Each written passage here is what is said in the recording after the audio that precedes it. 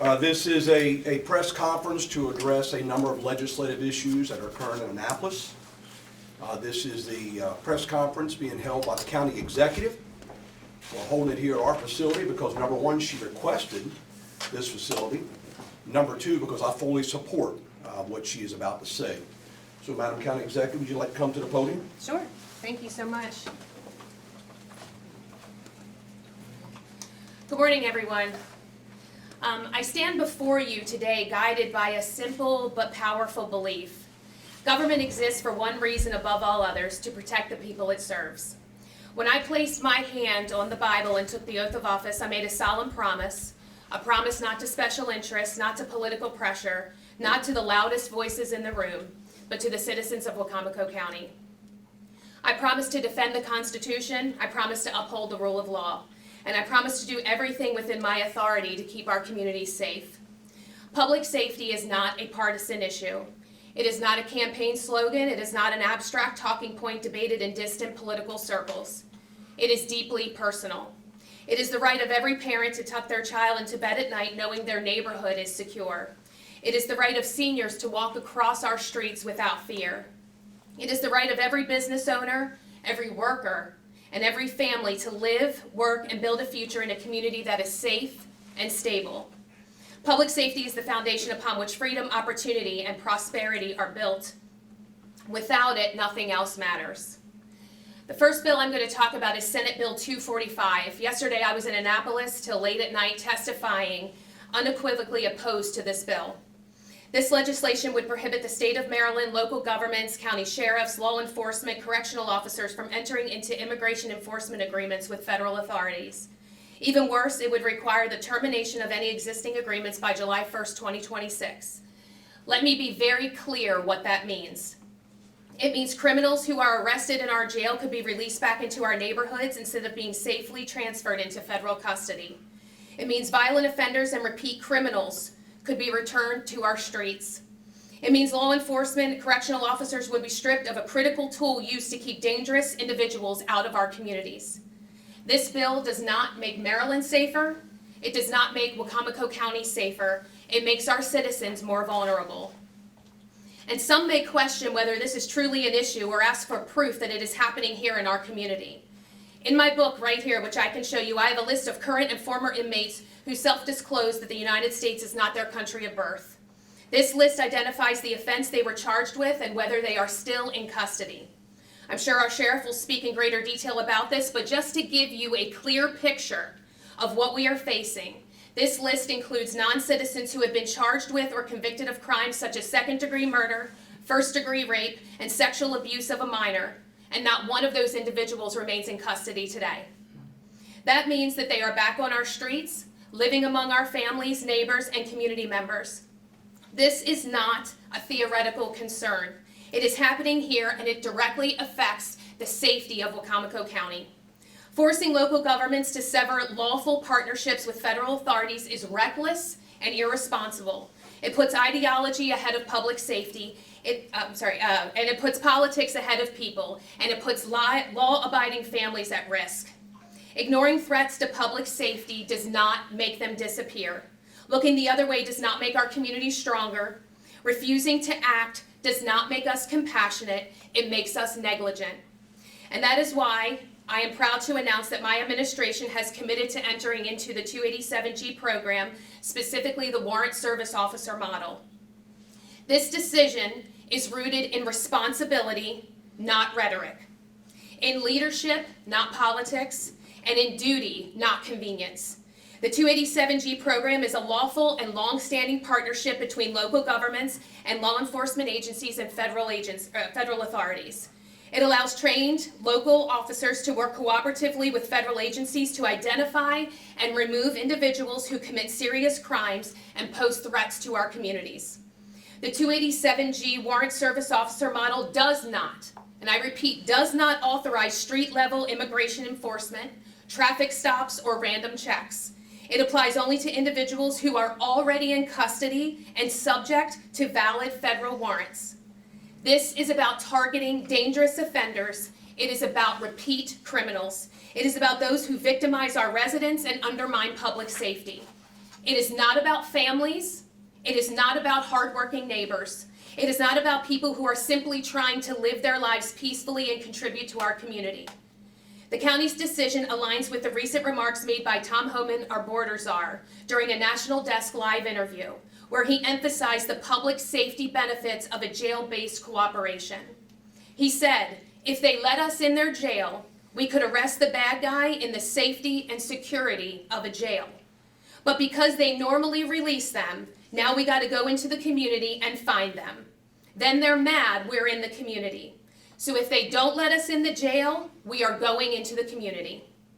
Let me be absolutely clear. Wacomico County will always respect due process, human dignity, and the Constitution of the United States. We will treat every individual with fairness and professionalism, but we will also respect the rule of law. And we will respect the expectation of our residents that their government will act decisively to protect them. While I understand that this agreement may be short-lived for now, I can tell you that if this law is to pass in the state of Maryland and we have to terminate our agreement, further legal action will occur across the state. Leadership requires courage, the courage to make hard decisions, the courage to stand firm when the pressure is great, the courage to act even when it's controversial, even when it invites criticism, even if it would be easier to remain silent. This county is strong because our people are strong. Our law enforcement officers are dedicated professionals who put their lives on the line every day. Our families deserve leaders who will not hesitate when their safety is at stake. And as your county executive, I will always stand with law enforcement. I will always stand with victims, and I will always stand with their families. And I will always stand with the men and women who simply want to live a safe, lawful, and secure community. That is my promise. That is my duty, and that is what I continue to fight for every single day. Thank you, God bless you, and God bless Wacomico County, and I'm going to turn it over to our sheriff. Several weeks ago, when I announced before a council meeting that we were going to abandon our pursuit of the 287G program here in Wacomico County, I made it very clear then that we were going to explore all of our options. I've met with the county executive, I've met with our county administrator, and I've met with our deputy administrator a number of times right here in this facility for no other reason than to explore our options to better protect Wacomico County. One thing is clear, we do not want another Renee Good incident to occur anywhere in this nation, let alone Wacomico County. As the county executive succinctly said, if we allow the transfer of individuals within our detention center in a secure environment, it prevents ICE agents, immigration officials, from going out into our community and kicking in doors and knocking on doors, which they have full authority to do. They have the lawful authority to do just that when they're looking for particular individuals.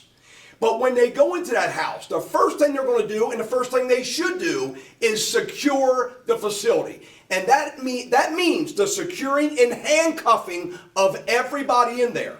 Then they will go systematically through the room, through the house, through the apartment, through the home, identifying every single person in there. So not only are they going to get the person that they would have gotten in a secure environment at our local detention center, but now they're going to identify every single person in that house and those who are in that home and in this country illegally or undocumented, and they're only undocumented because they're in the country illegally.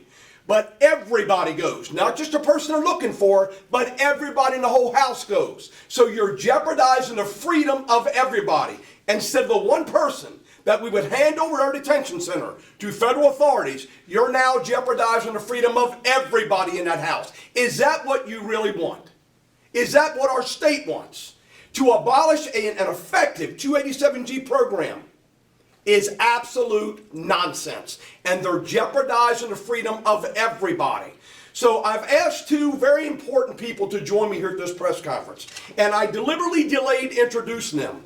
Most of them, and quite frankly, and everybody knows that the sheriff's in the forefront of this battle across the country.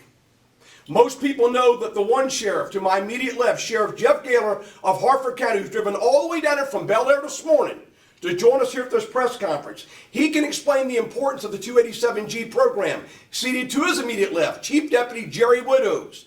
Both have been colleagues of mine for 30 plus years. They know the importance of protecting our communities. And in protecting our communities, it means doing what we're doing right now. And sometimes this is not the most popular path to take. We are not going to take the path of least resistance. We're going to take the legal path. We're going to do what's right for our constituents, and we're going to do what's right for this county. And join us here today, and I would like to ask to come up to the podium, is Sheriff Jeff Gaylor. Sheriff Gaylor is the sheriff of Harford County. He's a retired Maryland State Trooper. He has been in the trenches his entire career. He's been on the forefront of this battle with 287G and our state legislature for the last several years. He's been a strong voice, not only in his county, but across this country. And I would like to now welcome Sheriff Jeff Gaylor of Harford County, Maryland. Thank you, Sheriff. Thanks, Sheriff. Thank you, Sheriff, and I'd like to start this morning by thanking County Executive Giordano, I want to make sure I pronounce it right, for her leadership on this issue. As Mike said, many places around the country and here in Maryland, the sheriff oversees the correctional side of the operation. Here in Wacomico County, it's the county executive who has that responsibility. And this is a line that many politicians, sadly, and those in the media get wrong, either through misinformation or they wish to spread a outright falsehood about the 287G program, whichever model that we use in Maryland. In Maryland, we do not have a law enforcement component. There is not one police officer, deputy, trooper across the state who is putting any effort, time, who has been trained by ICE in any way related to the 287G program.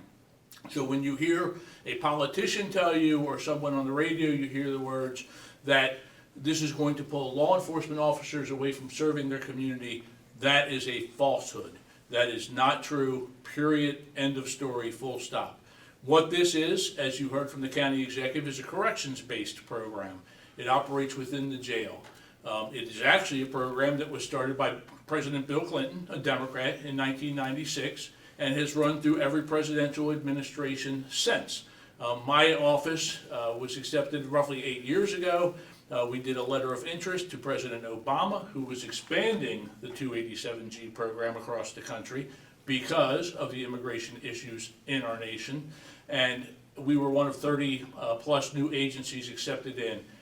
In Harford County, we have the second longest 287G program in the state, now at about 8 years, behind Frederick County, which was operational for like the last 16 years, and Cecil County for about the last five years. And our three programs, Frederick, Harford, and Cecil, are all jail-based 287G programs on not the warrant service officer, again, but that is a jail-based program.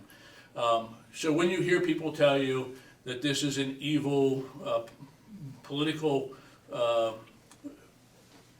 program, spun up by, you want to say, and I hate to put politics, party affiliation, but when you hear it's from evil Republicans, it is not. It's a Democrat public safety program that I, as a Republican, 100% subscribe to and agree with. And it's operated the exact same way under every presidential administration since President Clinton, the jail model. There are law enforcement models across the country. Again, they do not exist in Maryland.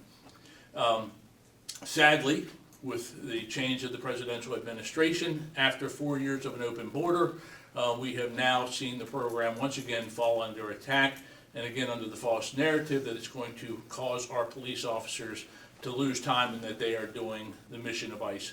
100% not true.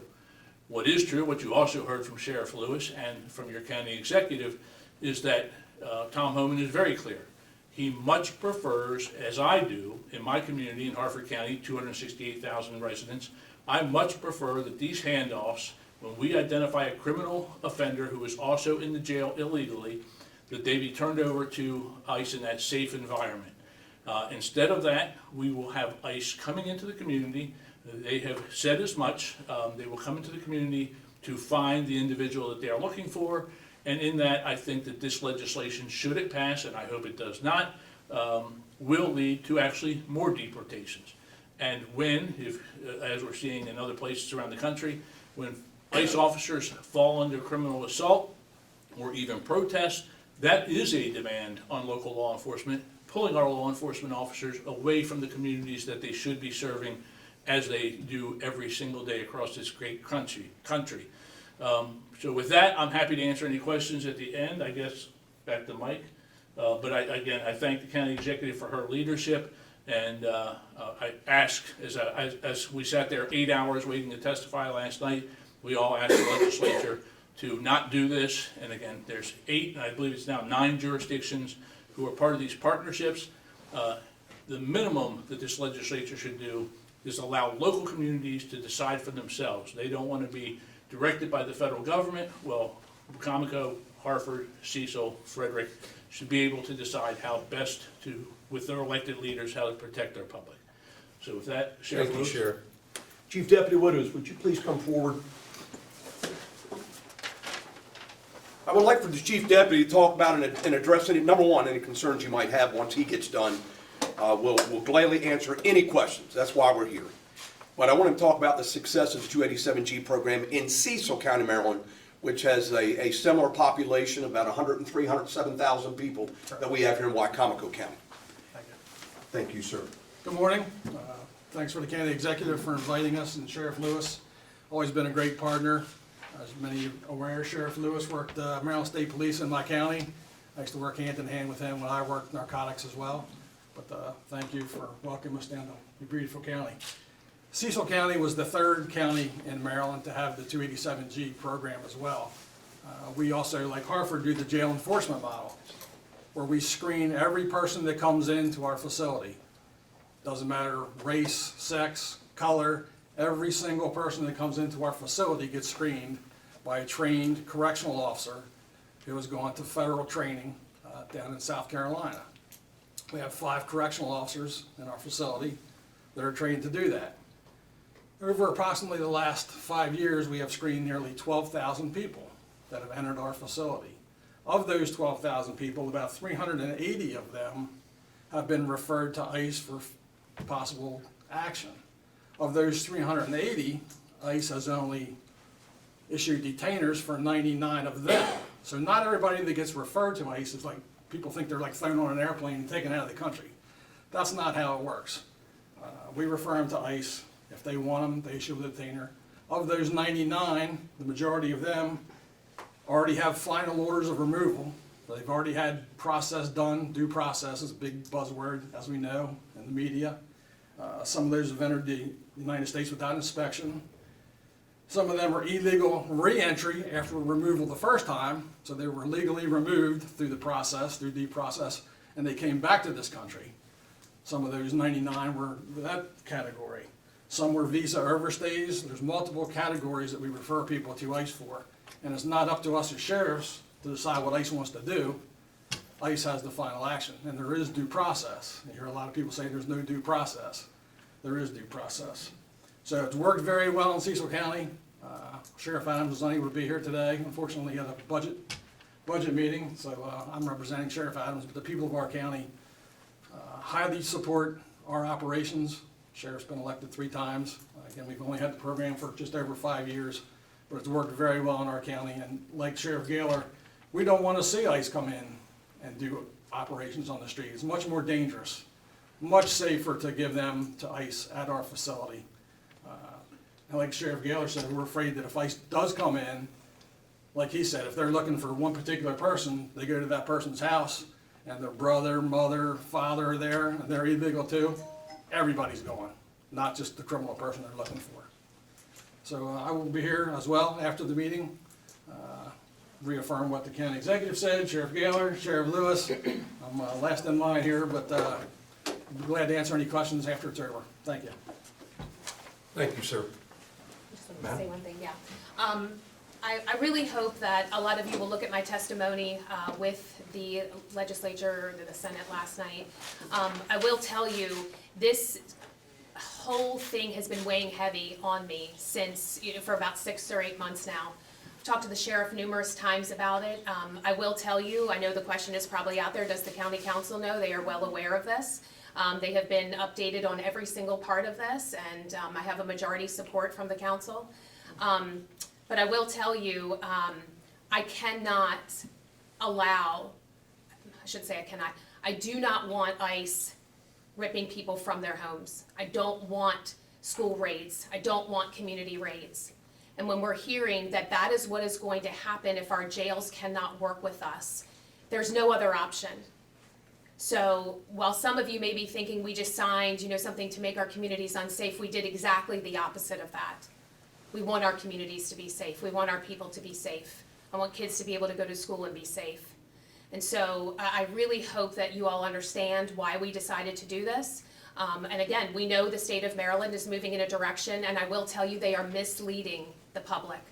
I heard those public comments. The public there is fully under the impression that Senate Bill 245 is going to remove ICE out of the state of Maryland. It is not true. They are not leaving, but we as elected officials can put guardrails on what ICE is doing. And that is why we decided to do it. There are two other bills that I just wanted to talk about. Senate Bill 1, which talks about face coverings. That is more of an operational decision between the sheriffs, so that there was definitely some opposition on that. Our ICE agents are wearing face masks because they're being harassed, they're being followed, their families are being targeted. So, that is why, but again, that's more of an operational. And then the last one is the icebreaker bill. The icebreaker bill has not been filed yet, but it's being talked about that any person who has worked under the Trump administration with ICE cannot be a law enforcement officer in Maryland. Also a huge issue. So until that bill gets filed, there's really not much to talk about. Obviously, I know these gentlemen would have an opinion on it, but I'm going to turn it back over to the sheriff to close, and then we will answer any questions that you have. You want to close? Thank you, Madam County Executive. I want to say this. She is the only county executive in the state of Maryland today that has taken the unprecedented step to enter into a 287G agreement, solely because I do not have autonomy over the Wycomico County Detention Center. That falls beneath the purview of our county executive. So she wanted to know what we could do. We discussed our options. I applaud her. I commend her for what she's doing here today, and I stand behind her 100%. With that being said, make no mistake about it, there will be no Wycomico County Sheriff's deputies at our local detention center assisting in the processing of these individuals. We will not be there. We won't be involved at all because state law precludes us from doing so. But I fully support what this county executive is doing. When it comes to the icebreaker bill, I've lost two uniformed deputies, good deputies, to ICE in the last several months. Two good deputies. No one can tell me because they've gone to ICE and they've worked there for a few weeks, a few months, or a couple years that they would not make a good sheriff's deputy here in Wycomico County. That law is ludicrous. That proposed legislation is ludicrous. It slaps in the face of the hardworking men and women in my office who do extensive background checks, extensive vetting before we hire anyone into a position as a sheriff's deputy. So that bill is absolutely ludicrous and slaps all law enforcement in the face. It makes no sense. Chief Deputy Widows from Cecil County who spoke, Jerry Widows, who spoke a while ago, he's also a lawyer. He's been an attorney for many, many years. We all know the ramifications for what's going on across this country. If we can't work with ICE in a secured facility, imagine what it's going to be like when literally, I've said it earlier and I'll say it again, ICE has full authority to do what they're doing. Full authority to do what they're doing. And that includes kicking in doors and going after wanted illegals who have entered our country for various criminal offenses. They have full authority to do it. Whether you like it or dislike it, they have all the authority in the world to do it. We don't want that happening here in Wycomico County. That's why we wanted to enter into a 287G and do it in a secured environment in our jails to prevent that from happening. When Madam County Executive presented me with some stats from our Wycomico County Detention Center listing all those being held at the Wycomico County Detention Center, first-degree murder, second-degree murder, rape, sexual molestation of a child, the assault charges, there were dozens of them that are currently being held for illegals in our community. illegals in our community. And if without an agreement, we risk them going back out in the community without being properly removed by ICE in a secured environment. We are now prepared to answer any questions you might have.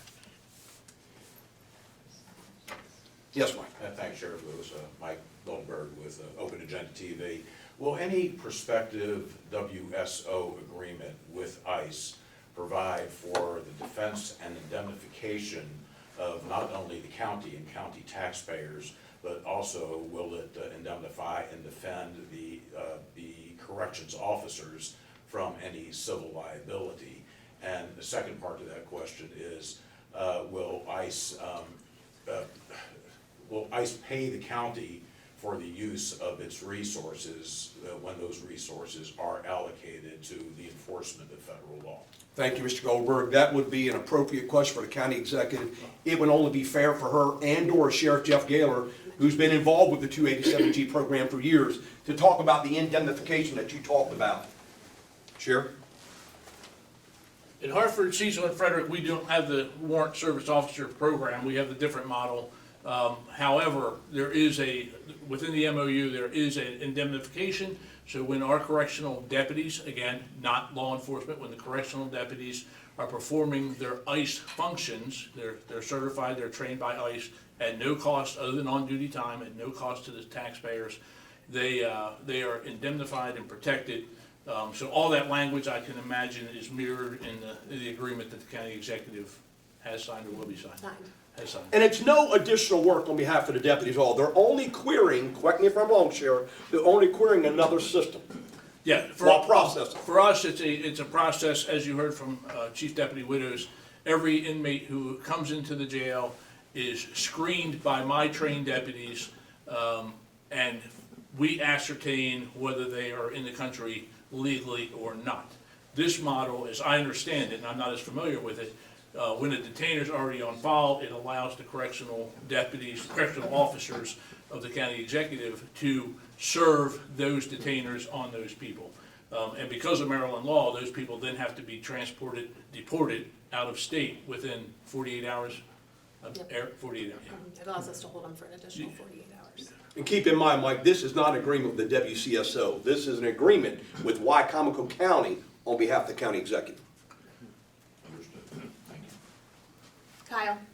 Yeah, Sheriff Lewis, you had said this is being done to prevent ICE from coming in and, as you said, knocking down doors.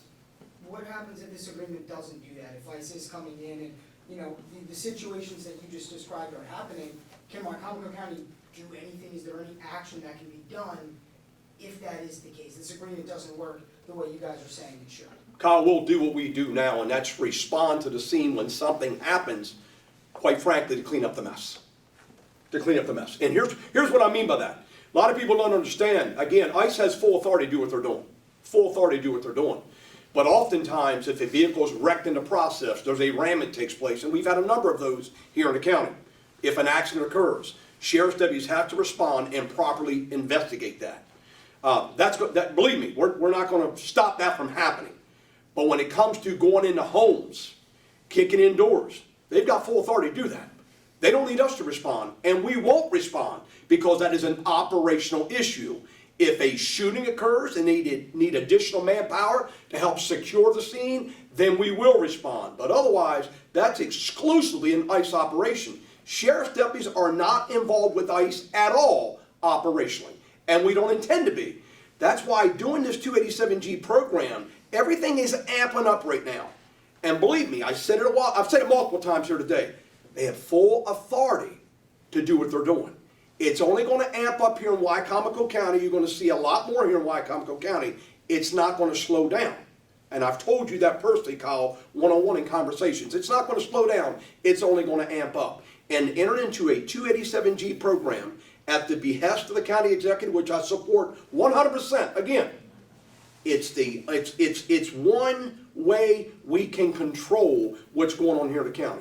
We want to be part of the solution, not part of the problem. Thank you. Yes, ma'am. My name is Debbie Kraus. I'm from the west side of the county. And I just want to know, So you're saying that if you enter into this 287G, which you already say you're going to do, whether it's, the county council approves it or not, or the public, that the ICE is not gonna be in the neighborhoods, they're not gonna be parked outside of schools?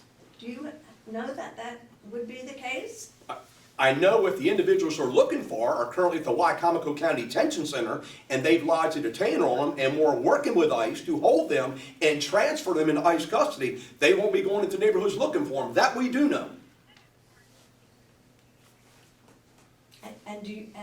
One more Yes, follow-up ma'am. question. That's okay. So when you say you have rapists and murderers that are immigrants in your jails, you release them out to the public? So we don't do any releasing, so that's not, our role at all. What happens is that if they are out on their own recognizance or whatever the case may be, what I can tell you is, or they make bond or whatever the case, that's our judicial system. So that's the judicial system of Maryland. So there's really nothing we can do about that, but what we are seeing is there are more people being released, since COVID happened, a lot of different things happened, changes in administration, they are being released. And what our issue is, and I have the documents, in here, I will show you. These are serious crimes, Are your first degree murders and things like that being held? Yes. However, we have allowed, sex abuse of a minor. Armed robberies. Yeah, armed robberies. These people are back out into the community. So what our hope is that in entering into the 287G, giving us an additional 48 hours, ICE will come and vet these individuals and determine whether they are suited to go back into the community. If they are, they will be released back into the community. And if they're not, then ICE will go ahead and take over from there. Yes, I'm sorry, we'll go here and then over to Kyle. Yes, sir. So, Sheriff Lewis, how long have you been the sheriff of the county? Almost 20 years. All right, so within those years, I guess these crimes that you guys has evaluate these serious criminals that's in the prison compared to U.S.-born nationals, have you guys did analysis to see the numbers of crime? Is it immigrants that are committing these crimes, or is it, U.S. Nationals that are being committing these crimes? I will answer. I get this question quite a bit as far as, what percentage of the crime it is. My job is to stop as much crime as possible. It's like, to me, that's a reason of, let's not focus on murders because there's just a few number of them, and let's focus on malicious destruction of property, which we have a lot of. That, to me, that's, if I can address it one person at a time, that's my duty. That's what I took an oath of office to do, to protect my community. And this program is one tool in our toolbox that allows us to do that. I haven't broke down the demographics, but certainly the immigrant population is a small number of my 268,000 residents of my county. So when you get to that, it doesn't mean we ignore that small amount of crime because it's only attributable to a small amount of people. And to the question about releasing, and I don't know if I'm following the question correctly, but I have to say, we've had 2 young women in our county murdered at the hands of people, you're 1,500 miles from the southern border. What's the issue? I've had 2 young women. Rachel Morin, that case made national news, young mother of 5 who was slaughtered, essentially can't even describe it, on the trail by an illegal immigrant who crossed this border, twice tried to get in unsuccessfully, and then walked across an open southern border. He had an open Interpol warrant from his home country of El Salvador